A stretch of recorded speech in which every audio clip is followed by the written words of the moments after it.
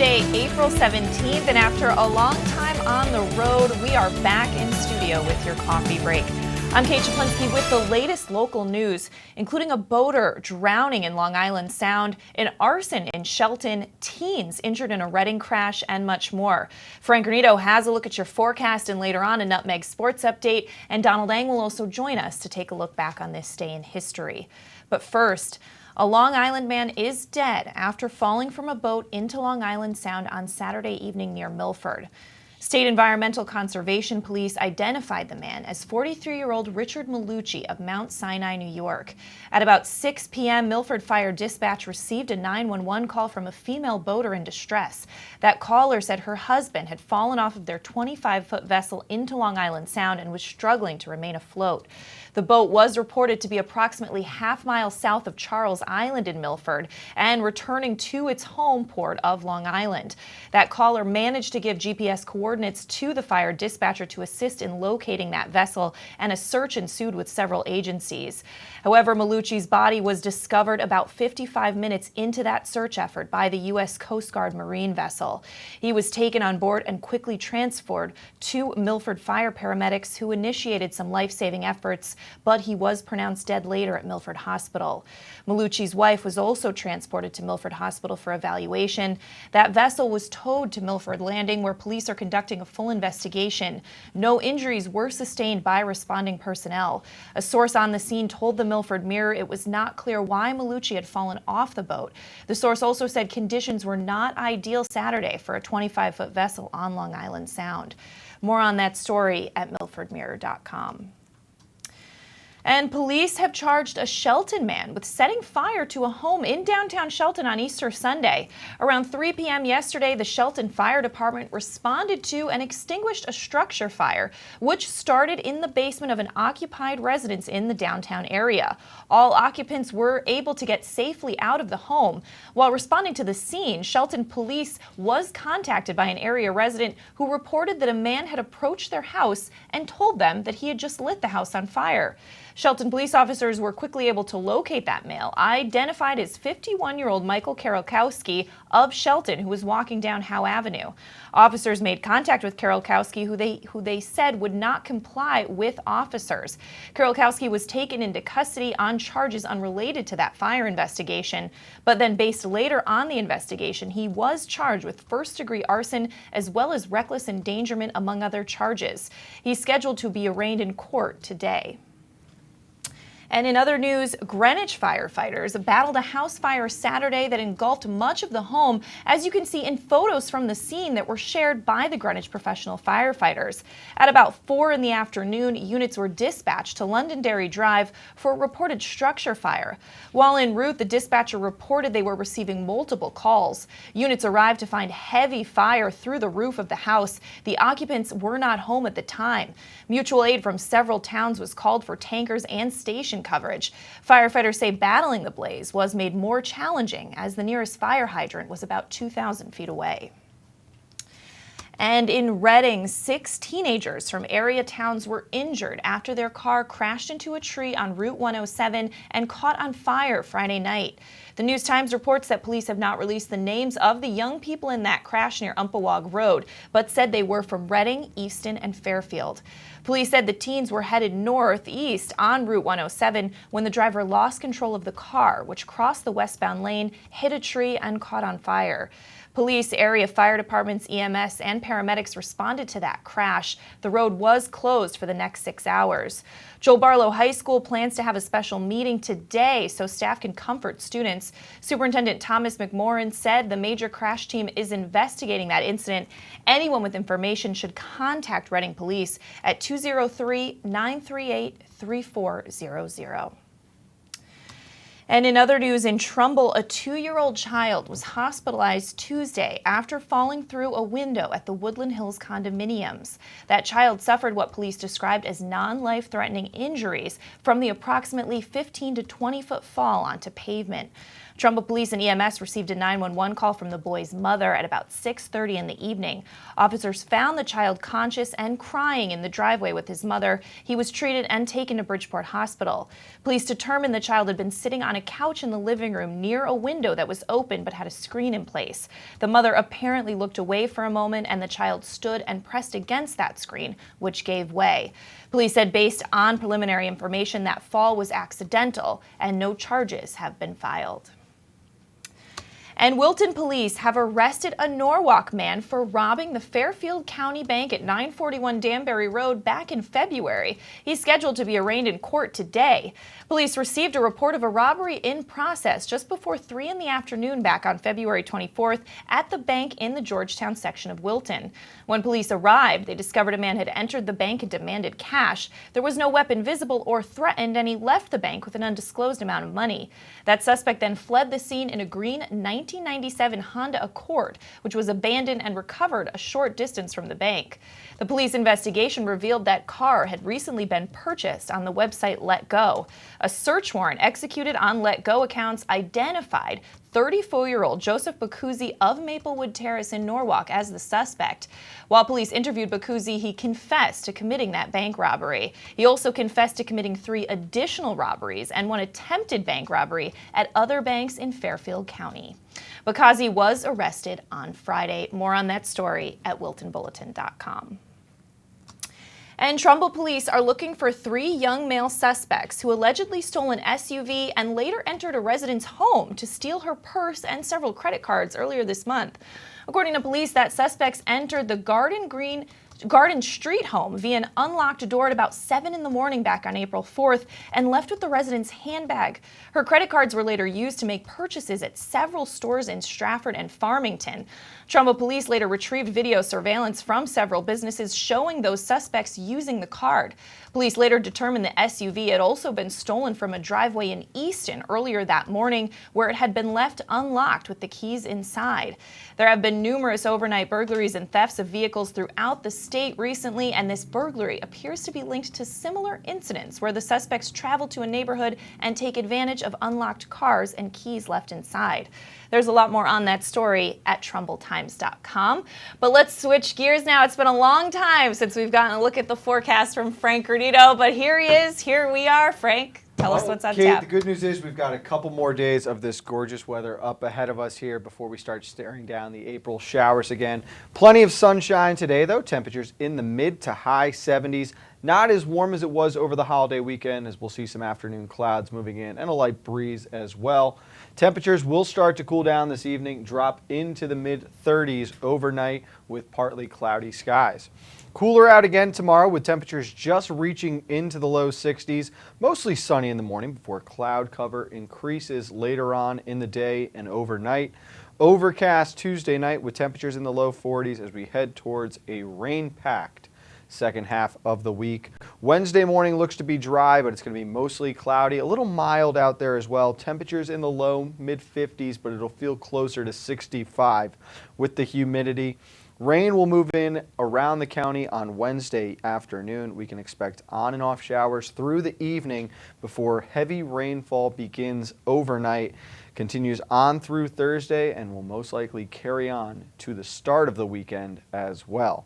So enjoy the sun while it's out there to start the week. That's going to do it for this weather update. Let's send it back over to Kate. All right, thanks so much, Frank. Well, we're going to step out for a break. When we come back, Donald Eng joins us to take a look back on this day in history. Frank has your Nutmeg Sports Update, and we have a lot more local news coming up after this.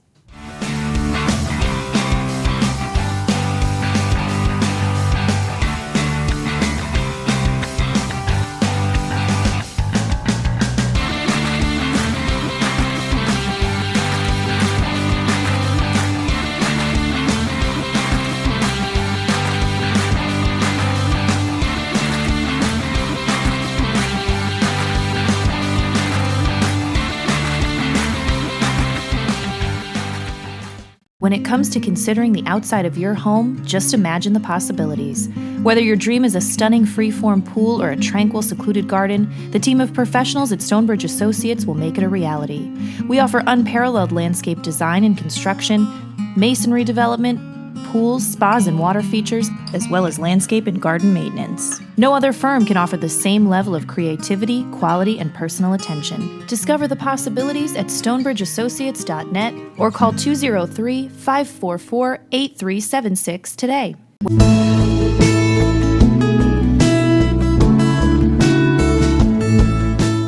At the Milford Bank, we offer an extensive selection of lending products and services to meet virtually any need. Submit your application online in our Mortgage Web Center. Start to finish, you can apply for a loan in as little as 10 minutes. Our knowledgeable and helpful staff are available to meet with you at your convenience. To learn more about what we can do for you, stop by one of our Milford Bank offices or visit us at milfordbank.com. The Milford Bank, always there. Member FDIC, Equal Housing Lender. On time, done right, safe and reliable. MrHandymanCT.com. Let our satisfied customers tell it. I have called Mr. Handyman for every reason, every occasion, every broken item, every leak. They have bailed me out on many occasions, and I would recommend them to anyone. For any project, large or small. MrHandymanCT.com. It's the InSports Athletic Functional Movement Assessment Program. A program that uses a camera, the same camera that you use with an Xbox video game. What it involves is three phases. One is the initial test, which will give you a very objective and lengthy assessment of how you are moving and where there may be imbalances. Once test gets the results from the assessment, we'll develop a customized program for the individual. The objective really to try to get as many young athletes through this program as possible. If you're watching this broadcast, you're not alone. The HAN network is available for 200,000 Connecticut cable customers on the Frontier network, and we've also reached more than 2 million viewers on our free live streaming sports, news, and entertainment broadcasts. To reach our rapidly growing audience, contact Advertising Director Jessica Murrin at 203-273-7312 or email jessica@han.network. Welcome back to this April 17th edition of your Coffee Break on the HAN Network, and it's time to take a look back on this day in history with Donald Eng. Don, we missed you while we've been out on the road. I barely remember the last time I did What's one of these. happened in the last 3 weeks in history? There's more history now to talk about since the last time. Well, first, we had an epic failure on many levels on this day in history. First, though, we go to 1397. Geoffrey Chaucer tells the Canterbury Tales for the first time at the court of Richard II. The tales consist of 24 chapters, some verse, some prose, presented as a mix of a part of a storytelling contest between 6 pilgrims on their way to Canterbury from London. The tales touch on topics like social class and religion, and despite being written in Middle English, still considered very entertaining for a modern reader. You also might be surprised at just how profane a lot of these tales are.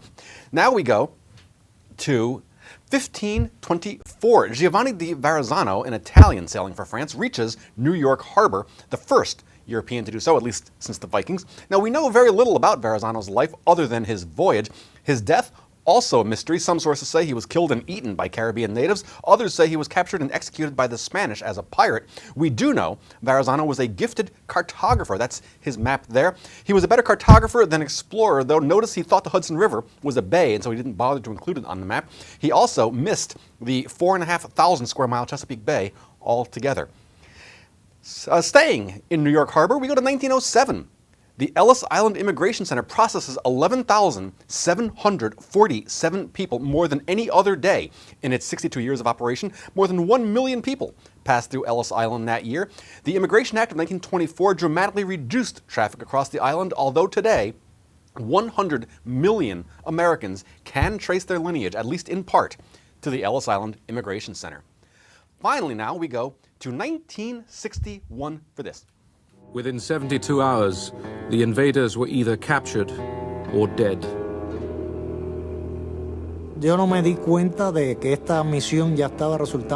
I did not realize that the mission was impossible until the last day, almost at the end. We trusted in our allies. We never thought they would forsake us or abandon us. We didn't think that they could betray the commitment they had with us. Jack Kennedy was devastated by the fiasco at the Bay of Pigs, and he said it was a fiasco. He was not accustomed to failure in politics or in life.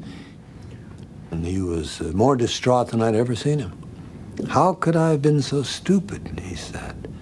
Yes, it was the early morning hours of 1961. About 1,400 Cuban exiles, financed and trained by the CIA, land at the Bay of Pigs in Cuba with the aim of ousting Fidel Castro.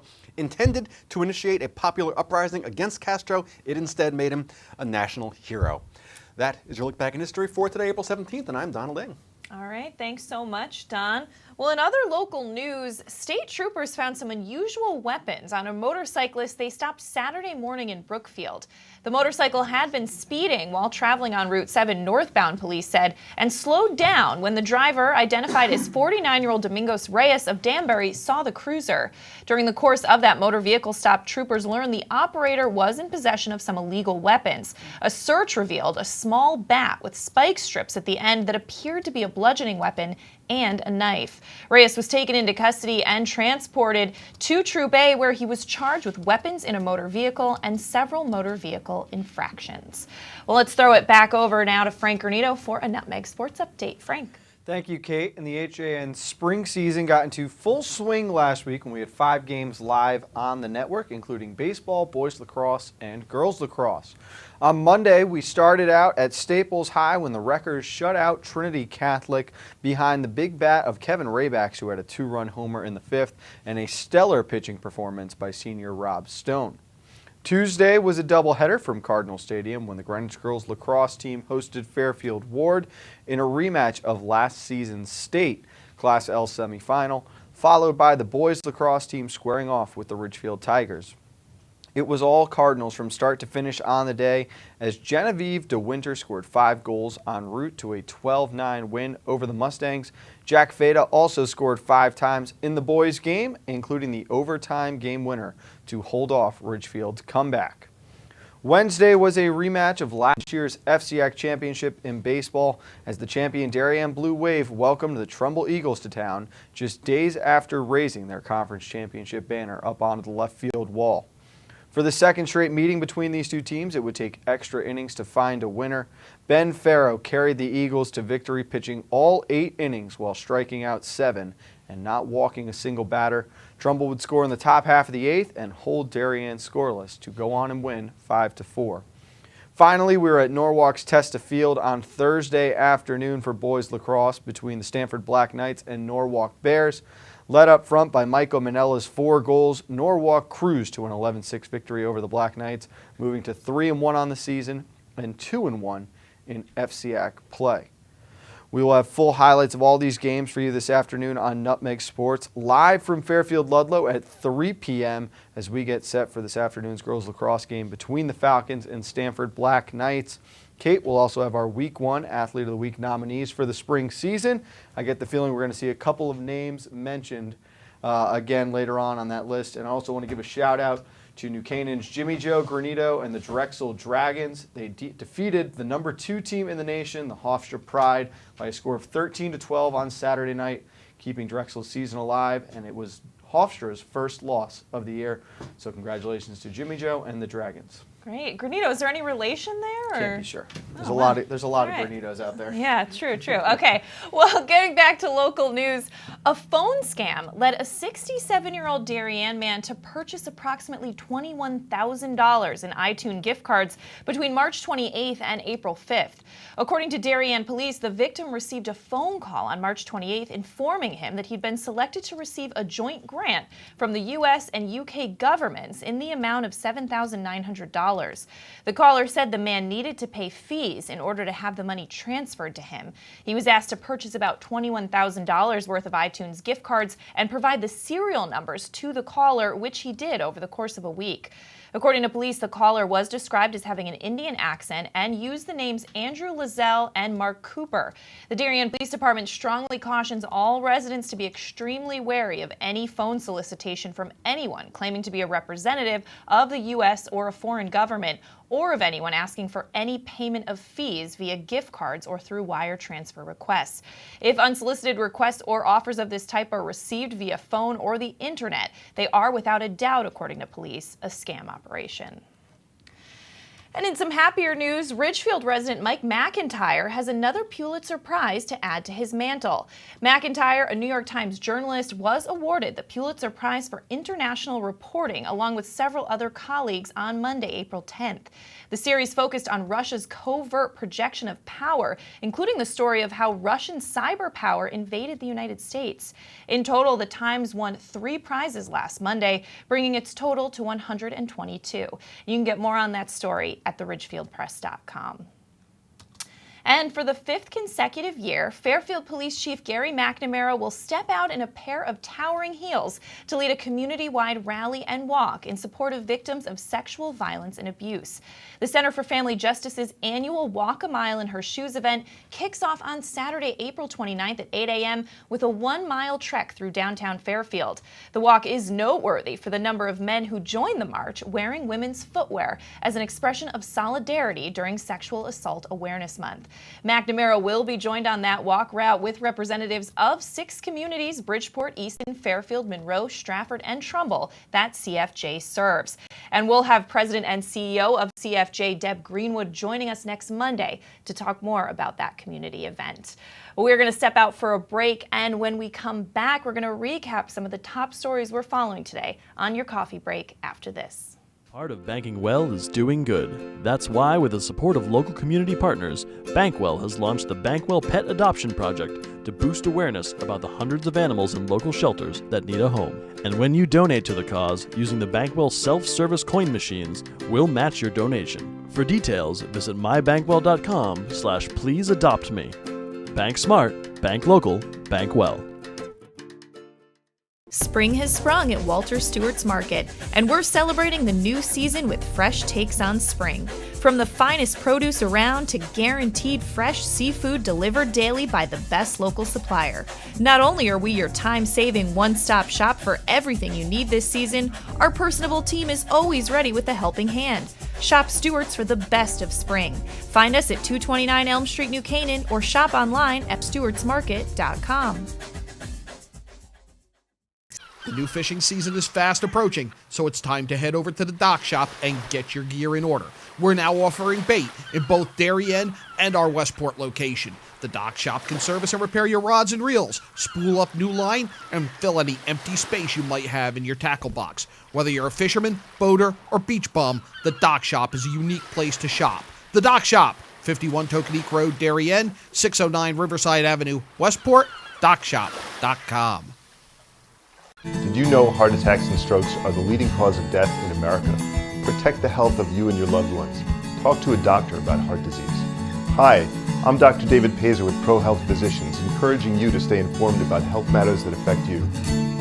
ProHealth Physicians is on the pulse of social media to share information about health and nutrition with the community. Get up-to-the-minute alerts, including ProHealth Physicians' news and upcoming events. Connecticut's leading group of primary care doctors is just a click away. At Budget Blinds, we're in business to frame the light, the day, and the night. So we give you an exclusive combination of high style, expert service, our no surprises pricing, and our no questions asked warranty. We believe that everyone, at every budget, deserves style and service. Isn't that a beautiful place to be?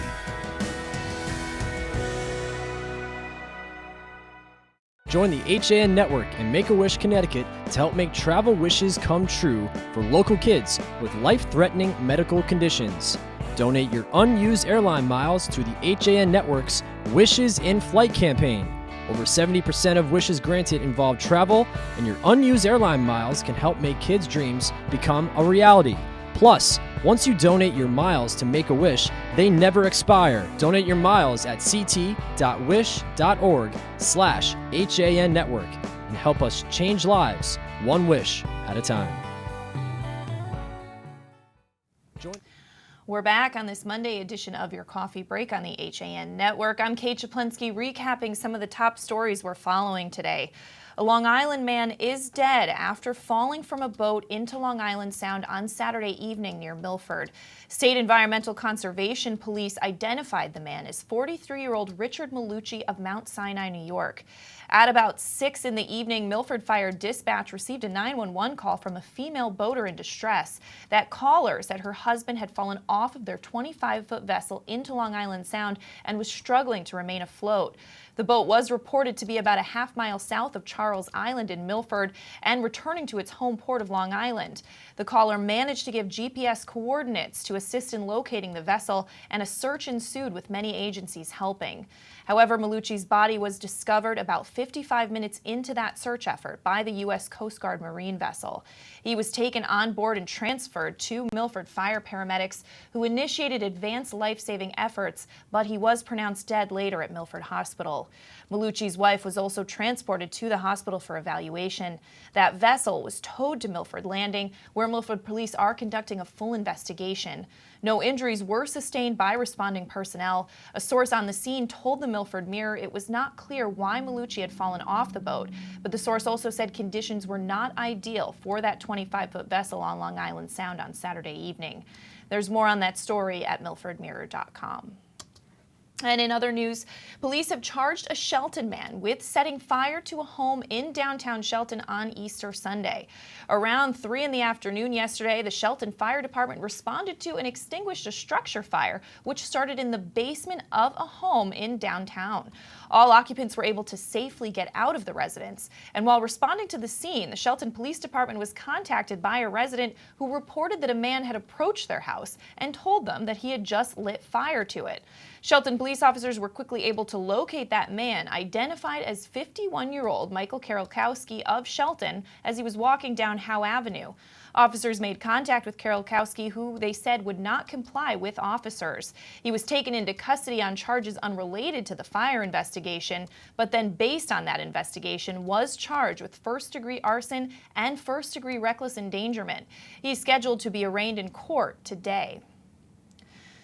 And Greenwich firefighters battled a house fire Saturday that engulfed much of the home, as you can see in photos from the scene shared by the Greenwich professional firefighters.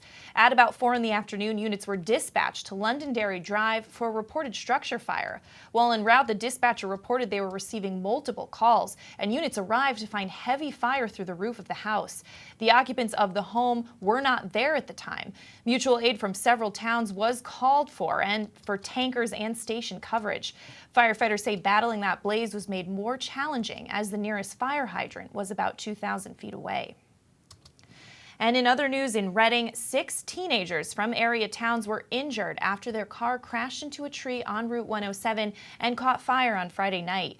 The News-Times reports that police have not released the names of the young people in the crash near Umpqua Road, but said they were from Reading, Easton, and Fairfield.